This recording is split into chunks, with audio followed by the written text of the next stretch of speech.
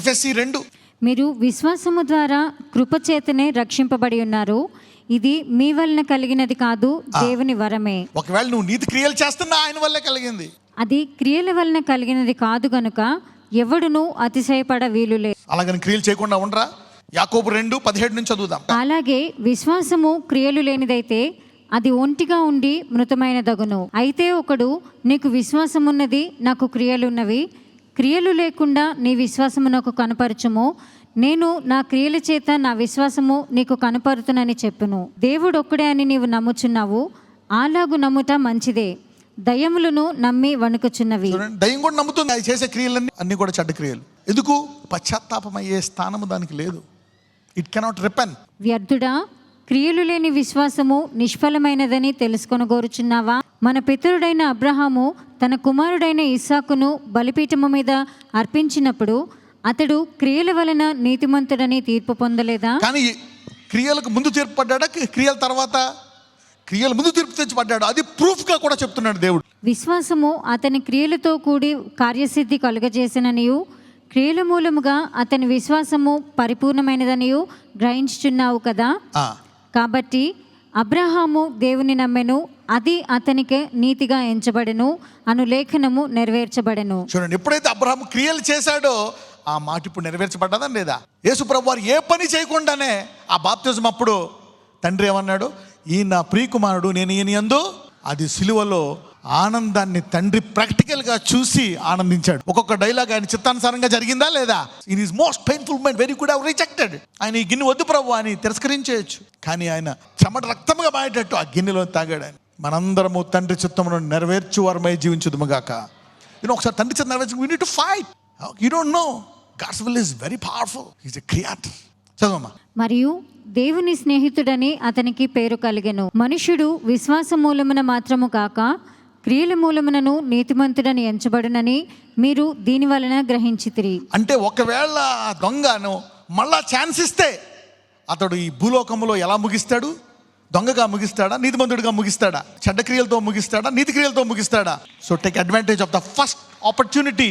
నీకు ఇచ్చిన ఈ శేష జీవితాన్ని మంచి క్రియలు చేయుదుగాక.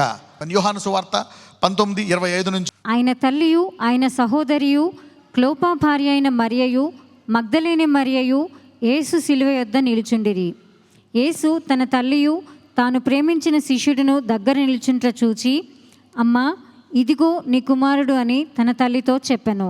తరువాత శిష్యుని చూచి, ఇదిగో నీ తల్లి అని చెప్పెను. ఆ గడియ నుండి ఆ శిష్యుడు ఆమెను తన ఇంట చేర్చుకొనె. మూడవ మాట ఏంటి? అమ్మా, ఇదిగో నీ కుమారుడు.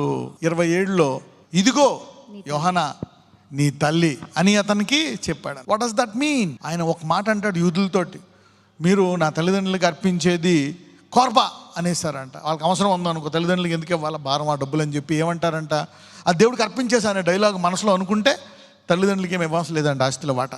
అయితే ఇక్కడ యేసుప్రభు వారు ఏం చేస్తున్నాడు చూడు, సిలువలో ఆయనకే సహాయం కావాలి. ఇప్పుడు ఆయనే అక్కడ చాలా ఘోరమైన స్థితిలో ఉన్నాడు. అలాంటి సమయంలో కూడా తన బాధ్యతను నెరవేరుస్తున్నాడు. He is honouring the commandment of honouring his mother. Old టెస్ట్మెంట్లో ఒక మాట ఉంటుంది, if you honour your mother, ఒక ప్రాఫిట్ ఉంటుంది, దీర్ఘకాలం హానర్ చేస్తే. అందుకనే శిష్యులందరిలో కల్లా ఎక్కువ కాలం ఎవరు బతికారు? He took care. అప్పటి నుంచి ఆమె ఎవరి తల్లి? So he honoured her, he lived long then all the disciples. అందుకే అందరికంటే ఎక్కువ కాలము యోహాన్ జీవించాడు. నువ్వు దేవుని రాజ్యం మళ్ళా వచ్చే వరకు నువ్వు మరణం రుచి చూడవు. He got that gift because he took this, he's going to take this responsibility.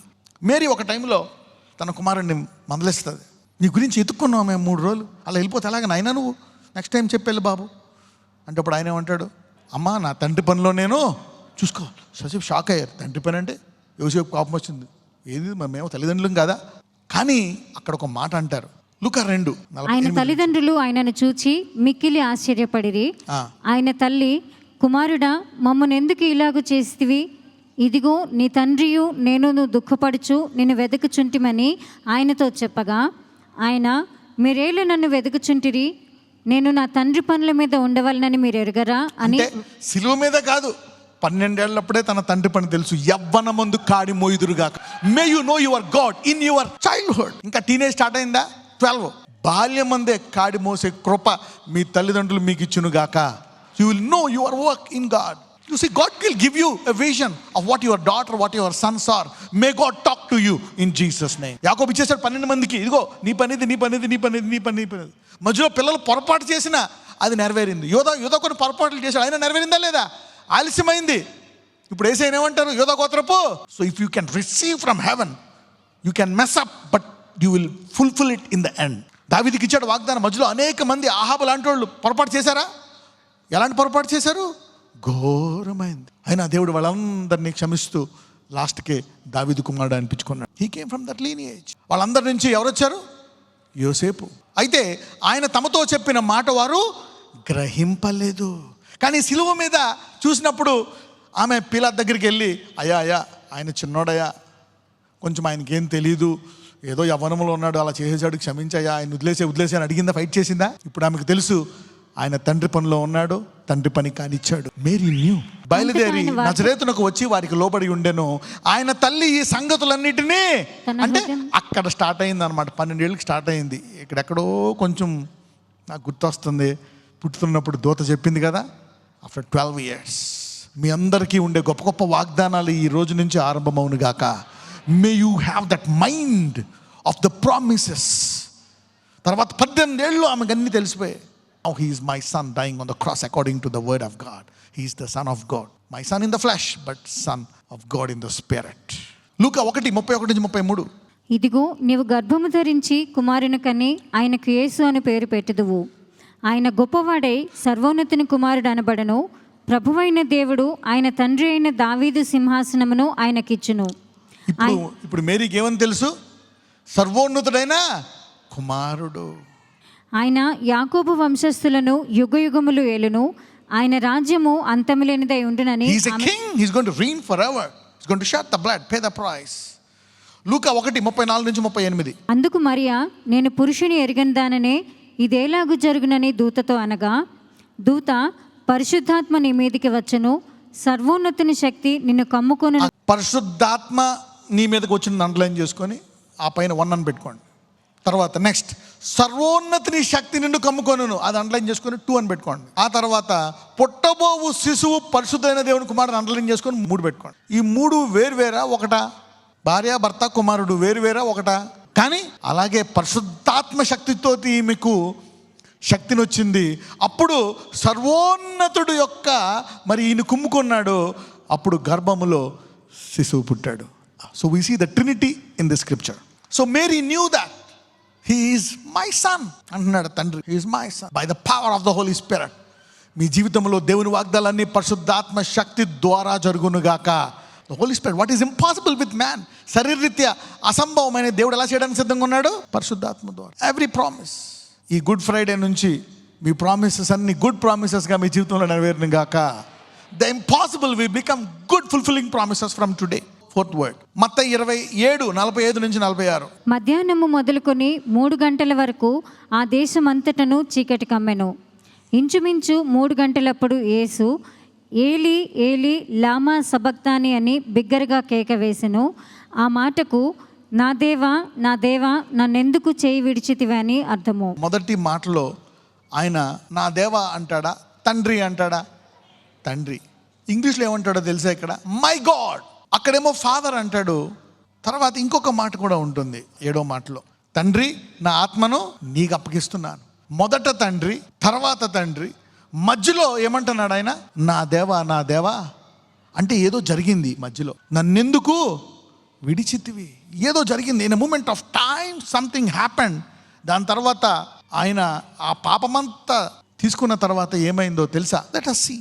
మొదటి పేతురు 2:24. మనము పాపముల విషయమై చనిపోయి నీతి విషయమై జీవించినట్లు ఆయన తానే తన శరీరమందు మన పాపములను మ్రాను మీద మోసుకొనెను. ఆయన మ్రాను మీద ఏం మోసాడంట? మన పాపాల. 2 కొరింథీయులు 5:21. ఎందుకనగా మనం ఆయన యందు దేవుని నీతి అగునట్లు పాపమెరుగని ఆయనను మన కోసము దేవుడు ఏం చేశాడంట? దేవుడు పరిశుద్ధుడు, ఆయన సన్నిధిలో పాపం ఉండలేదు. కాబట్టి యేసయ్య చెయ్య ఏం చేయాల్సి వచ్చింది? ఆ చెయ్య విడిపోవడం ద్వారా ఈరోజు మన పాపం ఆయన మీద పడి నీవు దేవుని కుమారులై నీతిమంతులుగా తీర్చబడుతున్నాము. దేవుడు మనలో ఉంటున్నాడు. Because God could leave him, he could dwell in you and me all our life. మనలో పరిశుద్ధాత్ముడి ఇంకేం చేయబడ్డదంట?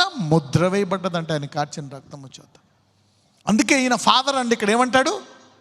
My God, why has thou forsaken me? Because he became a sin on the cross for you and me. అందుకే don't take sin as easy. It costed him death. It costed him brutal beatings on the cross. పక్కన చెప్పండి, పాపాన్ని light తీసుకోవద్దు అని చెప్పండి. Don't take sin easily.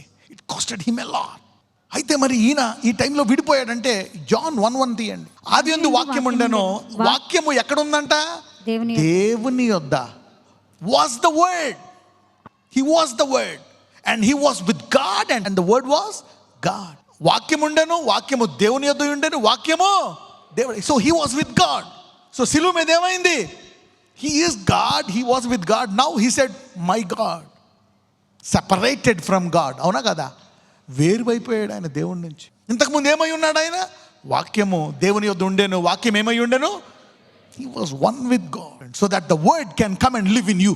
Let's go to the fifth word. యోహాను సువార్త 19:28 నుంచి 30. అటు తరువాత సమస్తమును అప్పటికి సమాప్తమైనదని యేసు ఎరిగి, లేఖనం నెరవేరినట్లు నేను దప్పికొనుచున్నాను అనెను. నేను దప్పికొను. He said, I thirst. What does it mean by I thirst? The humanity of Jesus. ఏంటది? ఆయన మానవ లక్షణం. అంటే సిలువ మీద ఏమై ఉన్నాడు ఆయన? మానవుడు కూడా అయి ఉన్నాడు. మానవుడికి ఏమేస్తుంది? దాహం. బట్ ఆయన ప్రతి దానికి కూడా ఒక ఆత్మీయ శాశ్వత అర్థం ఉంటుంది. Every temporary pain of Jesus had and అందుకే అంటారు ఈ ప్రస్తుత సమస్య will bring eternal weight of glory. అలాగే ఆయన ప్రస్తుత సమస్య కూడా మనకి శాశ్వత పరిష్కారముగా మారుతుంది. ఆయన ప్రస్తుత సమస్య ఏంటి? I thirst. నేను దప్పికొనుచున్నాను. సో అది నీకు నాకు ఎలాగ మారింది ఆశీర్వాదముగా? యోహాను సువార్త 4:13. అందుకు యేసు, దేవుని వరమును దాహమునకిమ్మని నిన్ను అడుగుచున్న వాడెవడో నీవు ఎరిగి ఉంటే నీవు ఆయన అడుగుదువు. అందుకే చూసారా, ఎరిగి ఉంటే అనండి. తమ దేవుణ్ణి ఎరుగువారే గొప్ప కార్యాలు, తమ దేవుణ్ణి ఎరుగువారే వరాలను అడుగుతారు, తమ దేవుణ్ణి ఎరుగువారే ఫలాలను ఫలిస్తారు. You need to know your God. Otherwise దేవా ఆమెన్ ఏం కొంత అడుగు ప్రేయర్ చేయమంటే ఏదో చేయండి. అదే కొంతమంది దేవుని ఎరిగాడు అనుకోండి, they know there God, he can break you free from all this things. He can answer all your prayers. నీ ప్రార్థనలన్నీ ఆలకించువాడు, నీ భయాలన్నీ తీసేవాడు, నీ సంకటములన్నీ కుదుర్చువాడు, నీ భారమంతా మోయేవాడు. అప్పుడు అడుగుతుంది అనమాట, I will give you living water. నువ్వు నన్ను అడిగితే నేను నీకు జీవజలం ఇస్తానంట. చదవమ్మా. అప్పుడు అందుకు యేసు, ఈ నీళ్లు త్రాగు ప్రతివాడును మరలా దప్పికొను, నేనిచ్చు నీళ్లు త్రాగువాడు ఎప్పుడును దప్పికొనడు. నేను వానికి ఇచ్చు నీళ్లు నిత్య జీవమునకై వానిలో ఊరెడి నీటి బుగ్గగా ఉండునని ఆమెతో చెప్పాను. ఎందుకు దాహం కొన్నాను తెలుసా?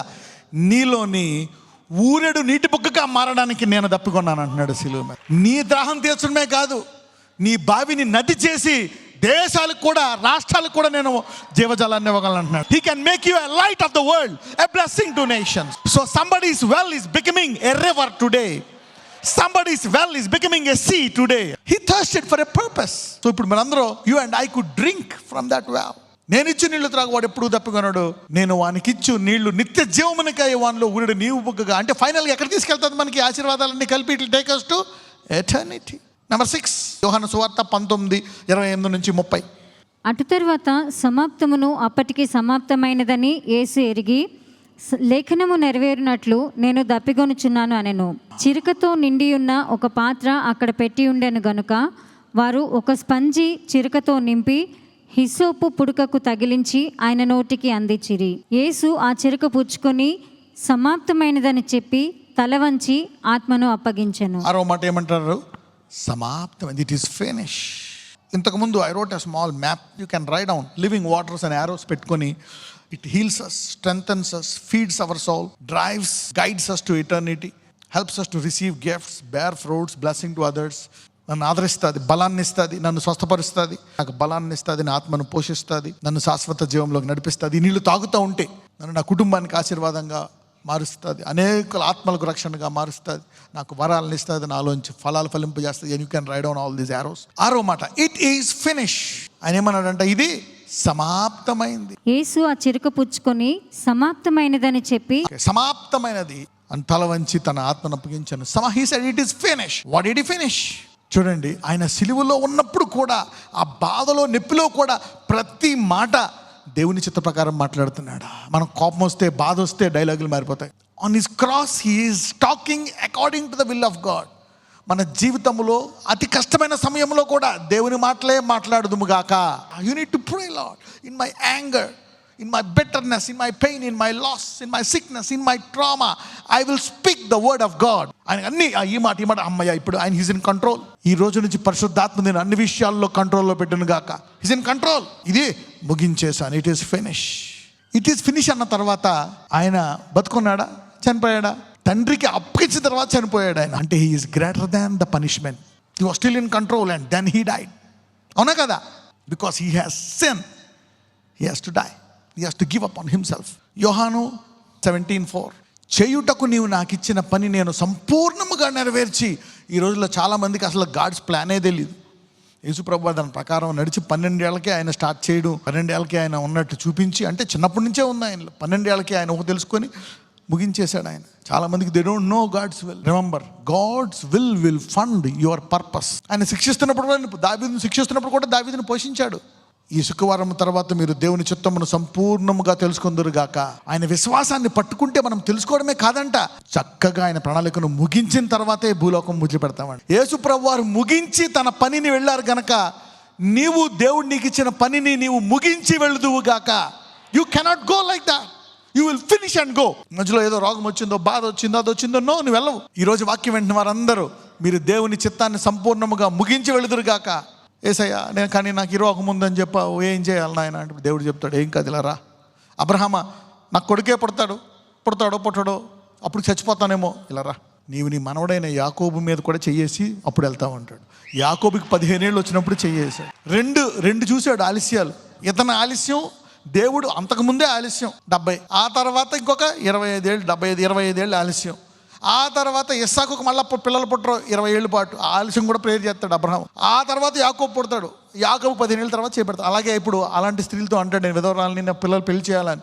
నీ మనవరాలు పెళ్లి చేసి ముగించి వెళ్తావు అంటున్నాడు దేవుడు. ఎందుకంటే యేసు సిలువలో ఏ ఆశీర్వాదం ఉంది? The blessing of Abraham. So God will say, because he said he's finished, you will also finish and go. Your sickness, your pain, your trouble cannot kill you. He will finish and go. This is a nice Greek word. This Greek word gives a nice explanations. When you see this finish అనే పదానికి చూస్తే, చూడండి, మనం ఏదైనా ఒక డిక్షనరీలో కొట్టామనుకోండి, it is been described there. It's a nice description. So I want to teach you that. 1 2 3 4 5 అని రాసుకోండి. First 1, master and servant. Number 2, priest and animal sacrifice. Number 3, artist. Number 4, merchant. Number 5, prisoner. మొదటిది యజమాని, సేవకుడు. రెండవది యాజకుడు, బలి అర్పించు జంతువు. మూడవది, నాలుగవది వ్యాపారి. ఐదవది బందీ, ప్రిజనర్. యజమాని సేవకుడికి ఇట్ ఈస్ ఫినిష్డ్ అంటే అర్థం ఏంటో తెలుసా? Work done. పని అయిపోయింది అయ్యగారు, అమ్మ పని అయిపోయింది, వెళ్తున్నాను. సరే వెళ్ళి అంటాం అనమాట. అంటే యేసు ప్రభు వారు ఒక సేవకుడుగా తండ్రి పని ఏం చేశాడు? ముగించేశాడు. రెండవది చూస్తే priest animal sacrifice, perfect sacrifice అంట. ఏంటంట? ఇట్ ఈస్ ఫినిష్డ్ అంటే పర్ఫెక్ట్, ఏ తప్పు చేయకుండా నేను చక్కగా ముగించాను అంటున్నాడు. ఒక యాజకుడికి ఒక బలిచు జంతువుగా చూసుకుంటే నేను ఎలా ఉన్నానంటున్నాను? పర్ఫెక్ట్గా పరిశుద్ధాత్మ ద్వారా నేను శోధనలన్నింటినీ జయించి బలైన దేవా, అప్పుడు నేను బలిచ్చాను.